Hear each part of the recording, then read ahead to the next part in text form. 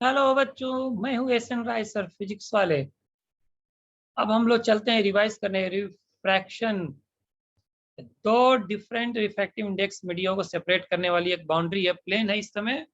और ऐसे ये स्नेल्स लॉ जो है, लॉ ऑफ रिफ्रैक्शन, ये किसी भी बाउंड्री के लिए वैलिड है। ठीक है, तो लॉ है, law of refraction, Snell's law है। इसमें ये क्या कहता है कि product of refractive index and the sine of angle of incidence है यहाँ पे, जो इस समय एंगल विद द नॉर्मल बोल सकते हैं, इसका प्रोडक्ट जो होगा अक्रॉस द बाउंड्री सेम होगा। रेयर मीडियम में रिफ्रैक्टिव इंडेक्स म्यू लिखा है, sine of angle with normal incidence angle है equal to mu D. Denser medium का refractive index product sine of angle of refraction with the normal on this side, ये same रहेगा across the boundary. ये basically Snell's law कह सकते हो आप। Sine I upon sine R का जो रेशियो है, म्यू डेंसर अपन म्यू रेयर है, या जो भी होगा। यहाँ पे मान लीजिए कि म्यू1 है तो उस हिसाब से लिखते हैं हम। मान लीजिए म्यू1 है और ये म्यू2 होता, तो अब ये डिपेंड करता है कि रेयर है कौन डेंसर है, अकॉर्डिंगली उसमें ऐसा होगा। आप कह सकते थे कि sine upon I upon sine R जो होगा, इसका रेशियो जो होगा वो म्यू2 अपान म्यू1 होगा। अब देखिए, लाइट रे जब रेयर से डेंसर एंटर करेगी तो क्या होती है, it will bend towards the normal. और अगर डेंसर से रेयर में एंटर करेगी, it will go away from the normal. ठीक है, आफ्टर रिफ्रैक्शन। अब इसमें देखिए होता क्या है, बेसिकली ये जो बेंडिंग है लाइट का, इसमें लाइट की जो स्पीड है ना, ये मीडियम चेंज होने से चेंज हो जाती है। और हमें पता है कि जो स्पीड ऑफ लाइट है वो रेडियल मीडियम में ज़्यादा होती है और डेंसर में कम हो जाती है। ठीक है, इसको बोलते हैं optically rarer and optically denser. But wave की ये प्रॉपर्टी है एक तरह से कहा जाए तो, जो रेयर और डेंसर वर्ड यूज करते हैं वो relative to speed of wave है। ठीक है, अगर किसी भी वेव की स्पीड एक मीडियम से दूसरे मीडियम में जाने से, एंटर करने से अगर बढ़ जाती है, तो जिसमें बढ़ेगी वो मीडियम जिसमें पहले थी उसके रिस्पेक्ट में रेयरर कहलाएगी। ठीक है, और अगर स्पीड डिक्रीज कर जाती है तो डेंसर कहलाएगी पहले वाले के रिस्पेक्ट में। ठीक है, और ये लाइट जो रे है ना, ये एक ऐसे पाथ को फॉलो करेगी जो सबसे कम टाइम लगाएगा, मतलब मिनिमम टाइम टेकन जो पाथ है उसको फॉलो करती है। मतलब आप ये कह सकते हो कि जो रिफ्रैक्शन हो रहा है, ये लाइट का जो पाथ है, अगर हम उसे फॉलो करें इन दो डिफरेंट मीडियम में चल के, तो हमें सबसे कम टाइम इसी पाथ पे लगेगा जिस पाथ पे ये लाइट फिर चल रही होगी। ठीक है, फिलहाल हम लोग स्नेल्स लॉ पाते हैं इसका, और रिफ्रैक्शन प्लेन सरफेस पे यूज करेंगे। अभी फिलहाल क्वेश्चन बेस करेंगे, ब्रीफ में थ्योरी हमने बात किया। और ये है कि नॉर्मल एंगल और इंसिडेंट रे और reflected ray will lie in the same plane, ये भी है। ठीक है, अंडरस्टूड है। अब स्नेल्स लॉ जो यूज करते हैं, फिलहाल हम लोग क्वेश्चन का जो बेस बनाएंगे, ये बनाएंगे बेस हम रिफ्रैक्शन एट प्लेन सरफेसेस पे ओनली। अभी फिलहाल कुछ क्वेश्चन करते हैं रिफ्रैक्शन एट प्लेन सरफेसेस। अब इनके कुछ एप्लीकेशन है और बात करते हैं इस पे। अब देखिए, इसमें मान लीजिए कि कई सारी पैरेलल बाउंड्री अगर हम बना दे, सपोज करिए ये पैरेलल बाउंड्री है आपस में ढेर सारी।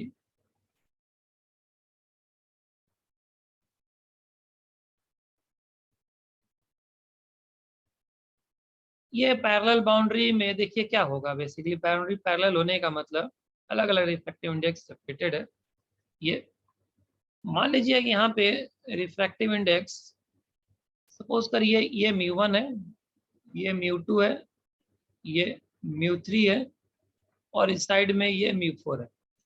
अब ये देखिए कि लाइट रेस पैरेलल है, बाउंड्री सारी बाउंड्री पैरेलल होगी, तो इनके ऊपर कोई भी नॉर्मल कहीं भी ड्रॉ करेंगे तो सारे नॉर्मल्स भी पैरेलल होंगे, ऑब्वियस है ज्योमेट्रिकली देखा जाए। मान लीजिए यहाँ पे एक नॉर्मल से एक लाइट रे इंसिडेंट हो रही है इस तरीके से, ये एंगल है θ1। और ये मानते हुए कि ये जो लाइट रे है, सपोज करिए म्यू2 म्यू1 से ज्यादा है। ठीक है, म्यू3 से कम है, यानी कर दो आप म्यू3 ज्यादा है म्यू2 से।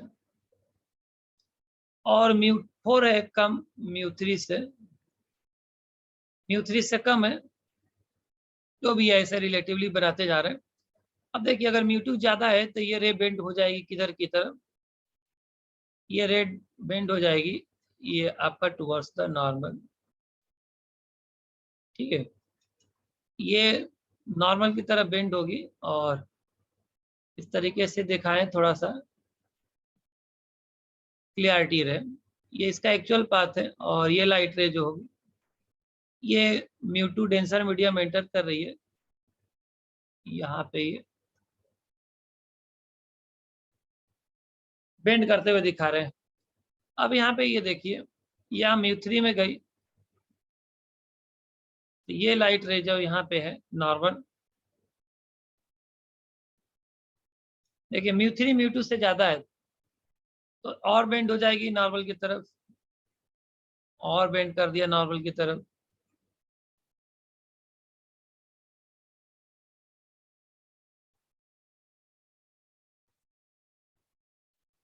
अब देखिए μ4 क्या है, कम है, रेयरर हो गया, ये लाइट रे थोड़ी सी अब अवे फ्रॉम नॉर्मल जाएगी, ठीक है। ये सब अप्रोक्सीमेशन में समझने के लिए बनाया गया। अब देखिए यहाँ पे मान लीजिए एंगल ऑफ जो रिफ्रैक्शन है ये θ2 है, यहाँ पे जो इंसिडेंट एंगल आएगा वो भी θ2 ही होगा।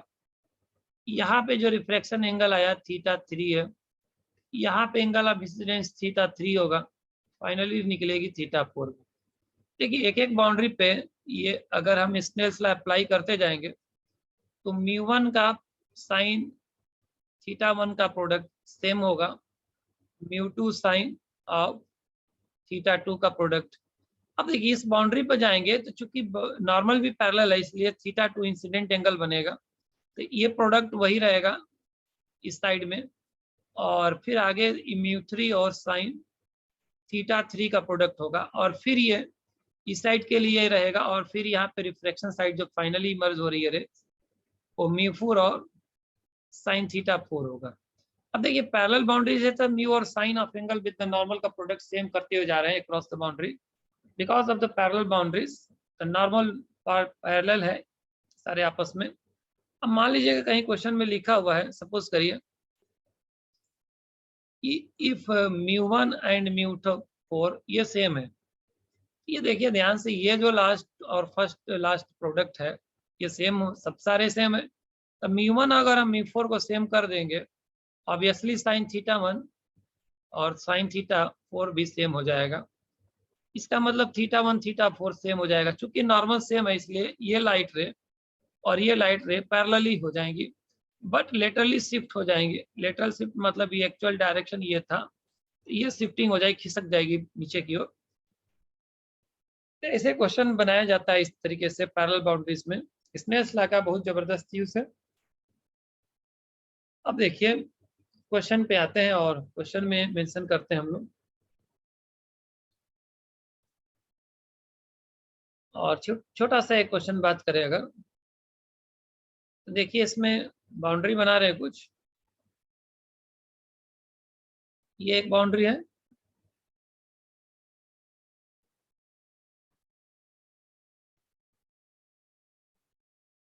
और ये बाउंड्री रही है,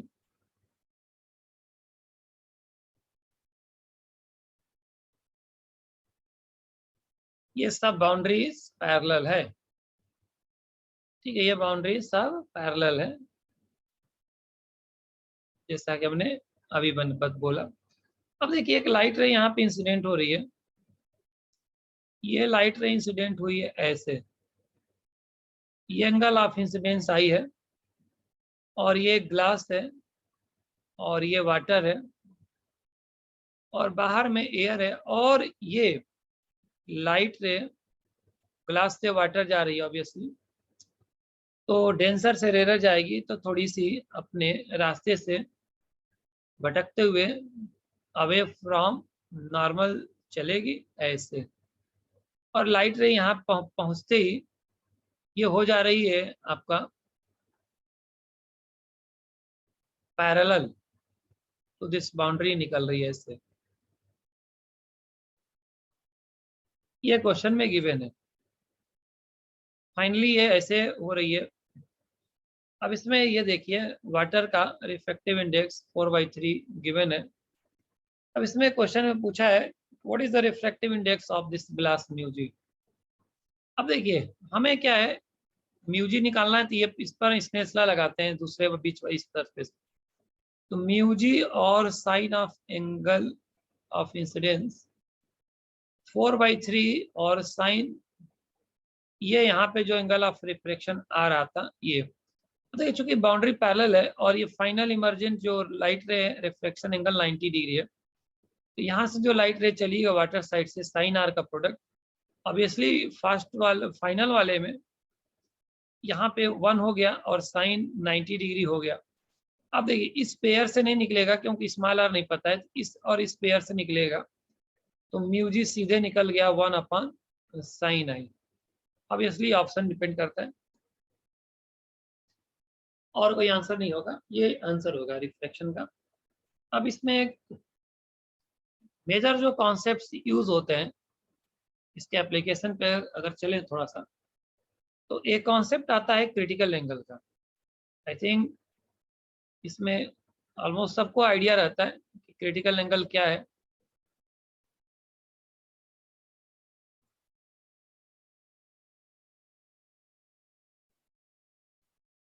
अब देखिए इसमें क्रिटिकल एंगल की बात कर रहे हैं हम लोग समझने के लिए।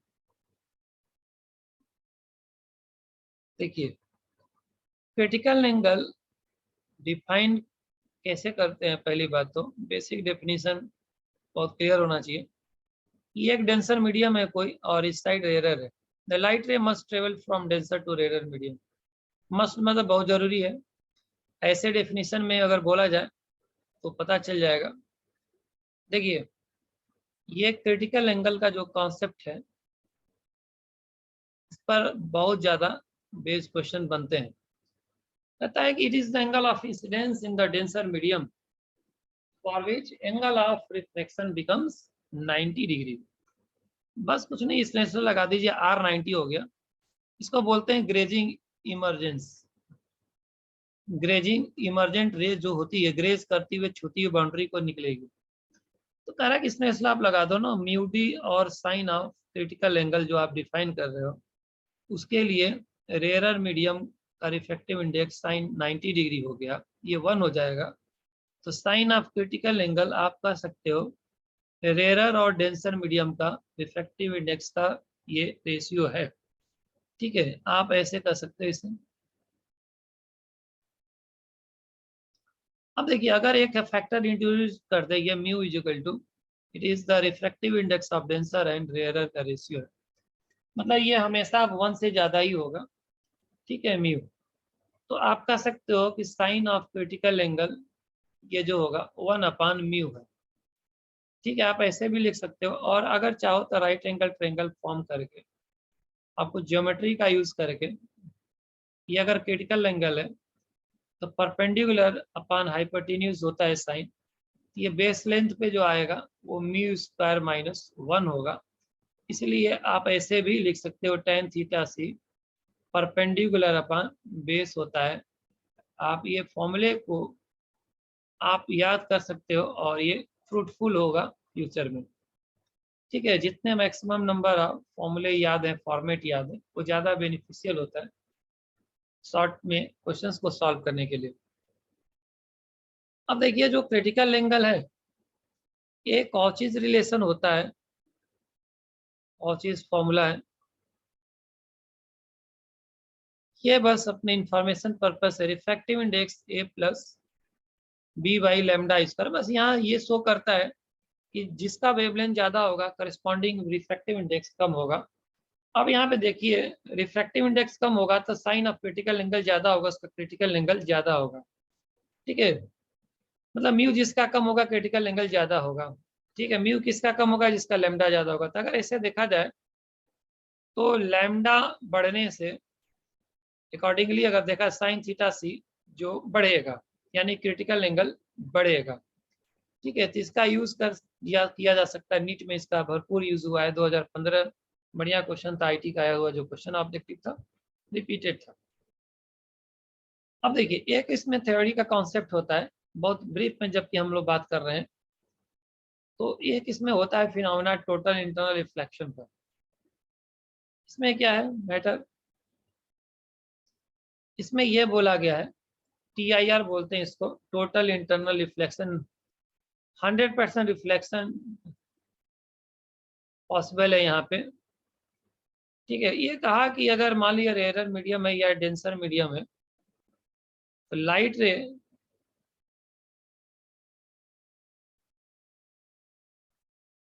अगर डेंसर से लाइट रे चलेगी और मस्ट है, तो क्रिटिकल एंगल यही डिफाइंड भी है।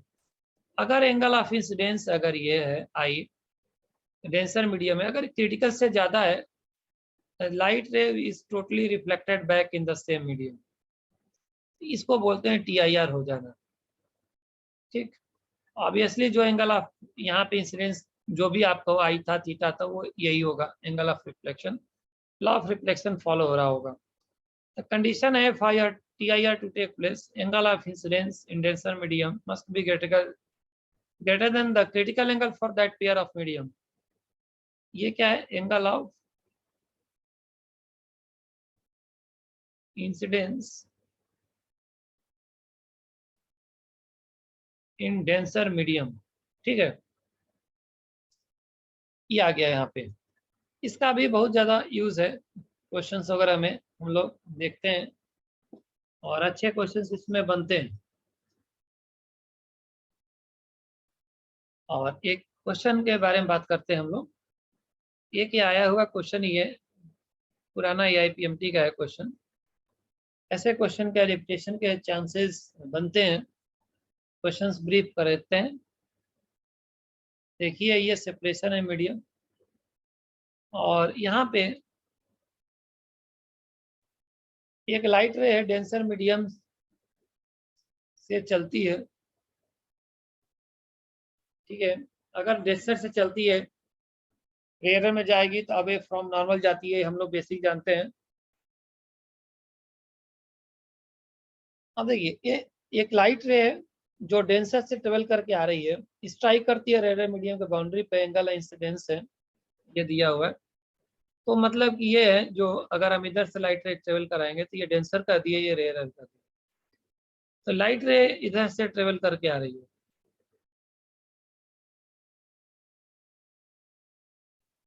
ठीक, और यहाँ पे क्या हुआ है, ये लाइट रे ये रिफ्लेक्ट भी हुई है यहाँ बाउंड्री से। ठीक, और डेंसर से रेयर की तरफ अप्रोच कर रही है, ऑब्वियसली यहाँ पे अवे फ्रॉम नॉर्मल जाने की कोशिश करेगी। ठीक है, अब यहाँ पे देखिए क्या क्या है। ये है एंगल ऑफ इंसिडेंस, एंगल आई, ये रिफ्रैक्शन एंगल नहीं बल्कि रिफ्लेक्शन एंगल है R, और रिफ्रैक्शन एंगल जो है वो इधर है, ये R' है। क्वेश्चन में दिया हुआ है reflected reflected raise makes an angle 90 degree. मतलब ये जो एंगल आप देख रहे हो ना, ये रिफ्लेक्टेड लाइट और रिफ्रैक्टेड, ये आपस में 90 डिग्री एंगल बना रही है, क्वेश्चन में दिया हुआ है। द एंगल ऑफ रिफ्लेक्शन दिया हुआ, एंगल ऑफ रिफ्रैक्शन R' है, critical angle for that pair medium निकालना है। अब देखिए हमारे पास एक ही सोल्यूशन है, क्रिटिकल एंगल का फॉर्मूला हमारे पास ये है, साइन थीटा सी क्या है, रेयरर का रिफ्रैक्टिव इंडेक्स अपॉन डेंसर का, उल्टा हो ही नहीं सकता, नहीं तो ग्रेटर देन 1 हो जाएगा साइन थीटा, मैथमेटिकली अलाउड नहीं। ठीक है, तो यहाँ पे आप देखिए कि ये हमें यहाँ पे लिखना है भाई। अब आप स्नेल्स लॉ लगाओगे, ठीक है, तो स्नेल्स लॉ लगाओगे तो क्या लगाओगे, यहाँ पे क्रिटिकल एंगल का फॉर्मेट किस फॉर्मेट दिया है, sine inverse tan R dash, ये सब दिया हुआ है क्वेश्चन में। ठीक है, तो हम निकालने की कोशिश करते हैं कैसे ज्योमेट्री को हैंडल किया जाता है। अब देखिए साइन थीटा सी, मतलब theta C mu R upon mu D चाहिए किसी भी हालत में, तो स्नेल्स लॉ लगाते हैं, mu D into sine of angle of incidence is equal to mu R rare medium वाला और साइन आर डैश, ये आ गया। अब देखिए mu R upon mu D यहाँ पे हमें दिख चुका है, ये है sine I upon sine R dash, ठीक है। अब क्या है कि ये यहाँ पे रखना तो है हमें, ठीक है, रख देते। बट आर आई और आर डैश को सोल्यूशन बनाए, क्योंकि आर आर डैश एक कैसे है रिलेशन, ये देखिए आर और आर डैश का जो सम है 90 होगा, क्योंकि ये टोटल यहाँ से लेकर घुमा दो 180 है, बीच में 90 है, तो बाकी बचा आर और आर डैश का सम 90 होना चाहिए। और आई और R according to law of reflection ये सेम होगा। अब ये धीरे धीरे मॉडिफाई करने लगे, साइन आर लिख दिया इसको, आर डैश के यहाँ से उठाते हैं तो साइन 90 माइनस आर होगा। अब देखिए ऊपर साइन आर हो गया और नीचे क्या हो गया भाई, कॉस आर, या टेन आर, यानी क्रिटिकल एंगल का जो साइन है वो mu R upon mu D, जो कि हमारे पास टेन आर के टर्म आया। तो critical angle is nothing but sine in sine inverse of tan R है। अब मान लो आर डैश का टर्म ऑप्शन होता है ना, तो आर की जगह 90 माइनस आर डैश भी लिख सकते हैं, कॉट आर डैश भी बन जाएगा, ठीक है। तो जनरली ऑप्शन में नहीं रहता है, ऑब्वियसली ऑप्शन तो कोई एक सही रहेगा, या जो भी होगा तो उस फॉर्मेट में सारे सही हो सकता है अगर एक जैसे नजर आएंगे मैथमेटिकली सारे। तो ये बहुत ही best question, one of the best questions of AIPMT and IT both. ये काफी मल्टीपल टाइम्स रिपीटिशन है इसके। तो प्लेन सरफेस पे हम लोगों ने बात किया, और यहाँ पे हमने कोई क्रिटिकल एंगल का कॉन्सेप्ट का यूज इस टाइप का चीज का किया था, ठीक है। TIR का यूज हमने नहीं किया अभी, ठीक है। तो TIR का जो टोटल इंटरनल रिफ्लेक्शन का अगर यूज करते हैं, तो TIR बेस्ड जो क्वेश्चंस होते हैं आते हैं वापस उसमें हम टोटल इंटरनल रिफ्लेक्शन पे जो बेस्ड क्वेश्चन होते हैं।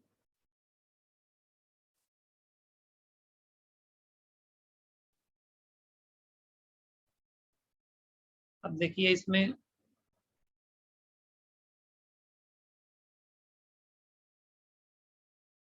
यहाँ पे एक बनाया क्वेश्चन हमने इस तरीके से, मीडियम सेपरेट करते हैं और कुछ मीडियम बनाए इसमें।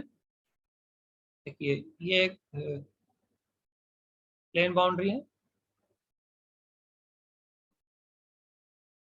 और एक और प्लेन बाउंड्री बनाया हमने, बहुत सिंपल सा है, पैरेलल बाउंड्रीज है।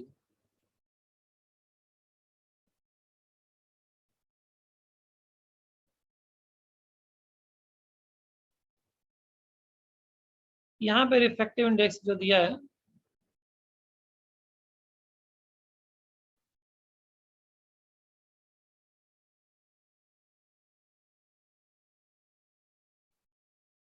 देखिए यहाँ से एक लाइट रे ट्रेवल कराएंगे इसमें, और रिफ्रैक्टिव इंडेक्स जो मीडियम के दिए गए हैं,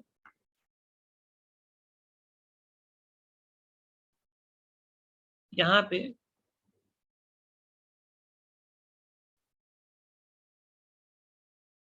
एक लाइट रे इंसिडेंट कराया हमने। क्वेश्चन में ये इस एंगल के बारे में बात करना है कि मिनिमम कितना एंगल होना चाहिए। अब यहाँ से देखिए ये है म्यू रिफ्रैक्टिव इंडेक्स 2, और इधर रिफ्रैक्टिव इंडेक्स है √2, और इसके नीचे है यहाँ पे इधर का मीडियम है μ3, ये है √3। अब देखिए इस बाउंड्री पे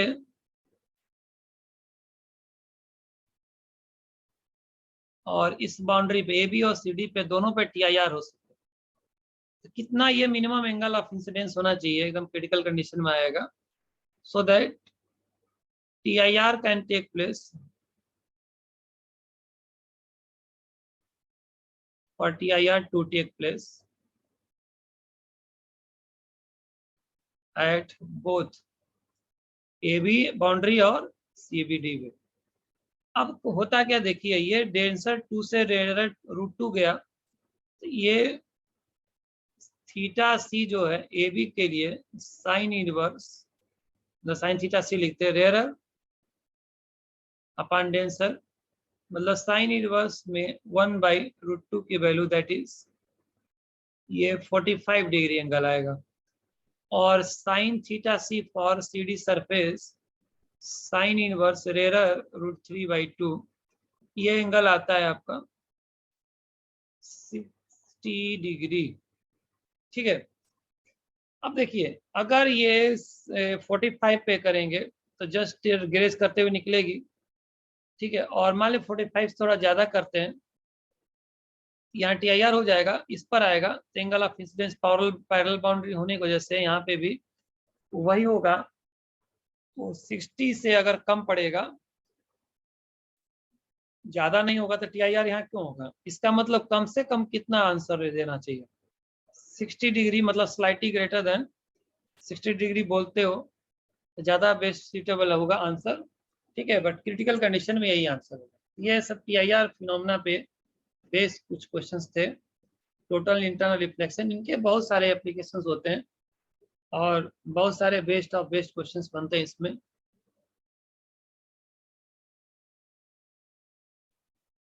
अब इनके कुछ रियल लाइफ इंसिडेंट्स है, जैसे मिराज है, ब्रिलियंस ऑफ डायमंड है। ठीक है, तो टोटल इंटरनल रिफ्लेक्शन से जो बनने वाला इमेज होगा ना, सबसे ब्राइटेस्ट होगा। बाकी नेक्स्ट वीडियो में हम लोग फिर से वापस आते हैं और उसमें रिफ्लेक्शन कर्व्ड सरफेस पे बात करेंगे और इसके application lens. Lens is nothing but it is the composition combination of the two curved surfaces, जिसमें कर्व बोल रहे हैं स्फेरिकल सरफेसेस का नेचर है, और वो प्लेन हो जाएगा तो कोई दिक्कत नहीं है। ठीक है, हम लॉ ऑफ रिफ्लेक्शन उसी तरीके से लगाएंगे और मेजर इसमें स्नेल्स लॉ का यूज है। ठीक है, नेक्स्ट वीडियो फिर से वापस लाएंगे। Thank you.